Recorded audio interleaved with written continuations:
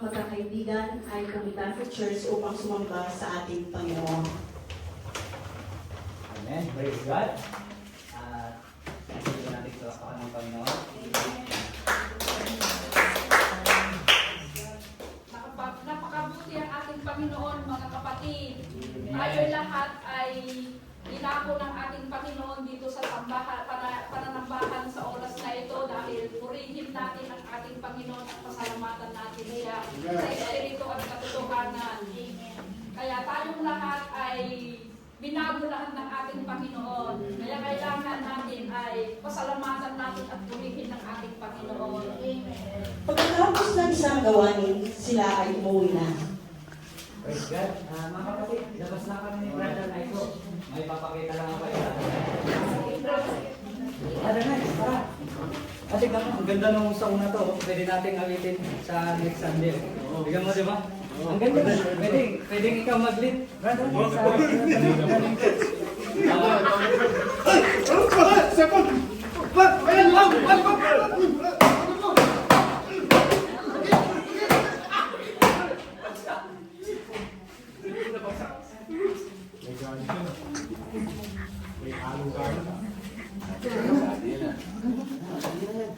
Pagkatapos ng sila ay nagkita-kita, at hindi inaasahang pangyayari, sila ay sabay-sabay.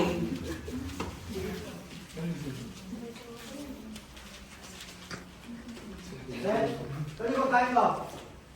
Wow, may muchacha ka dito? Kasama mo ako, Edison! Kasama mo ako! Kasama ko na nga! Kasi buhay ko! Kasama mo ako! Ito ba pinakako mo sa akin? Hindi!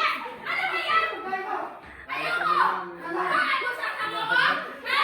Ano naman yan, Edison? Pinilipong ka na naman!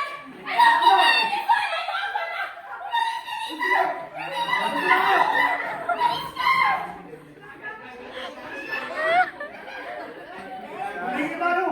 Hindi maaari!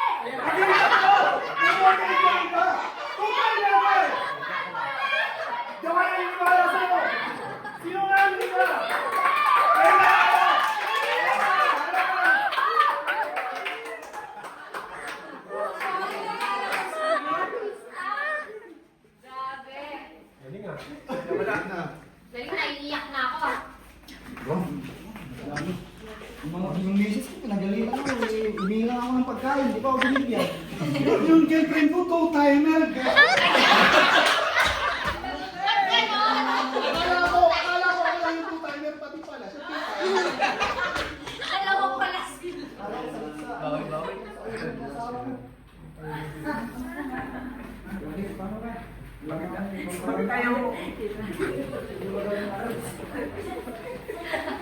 At sa isang gawain, Parang natural lang kay Brother Ryan.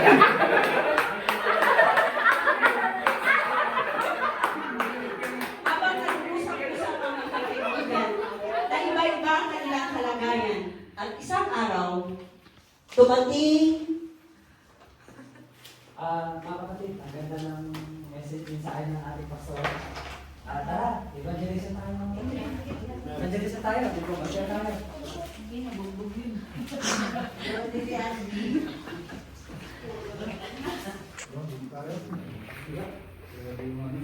Saan tayo?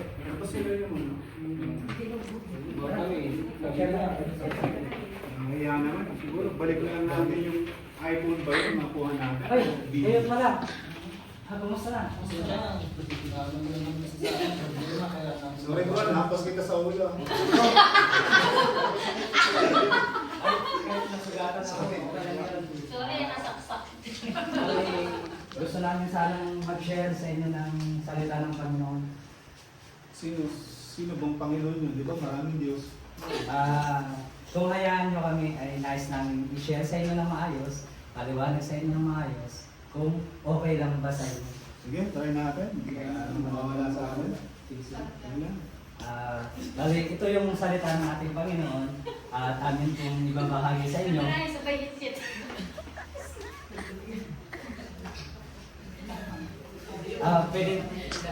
Pwede ba natin kayong ayayin sa church? Kung okay lang sa inyo, na wala namang masama kung susubukan nyo. sumama sa amin sa church. Pwede po kami dun ang dami ng kasalanan. Tatanggapin pa kaya kami ng Panginoon. Parang hindi mo kasi ang dami na namin nagawang kasalanan. Baka naman ako. Yun yung aming gustong ibahagi, yun yung aming gustong ibahagi sa inyo, na kahit gaano man kabigat yung ating kasalanan, ay kaya tayong patawarin ng Panginoon kung tayo ay lalapit sa Kanya at hingin ang kapatawaran.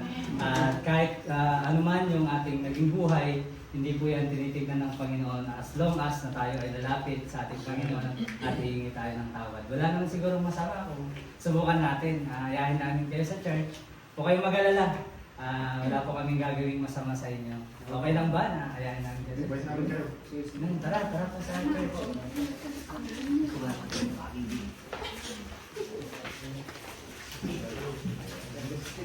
Habang sila'y naglalakad, na-realize po ng ating mga kapatid ng kanilang kalagayan sa kanilang buhay ay handa nilang tanggapin ang ating Panginoon.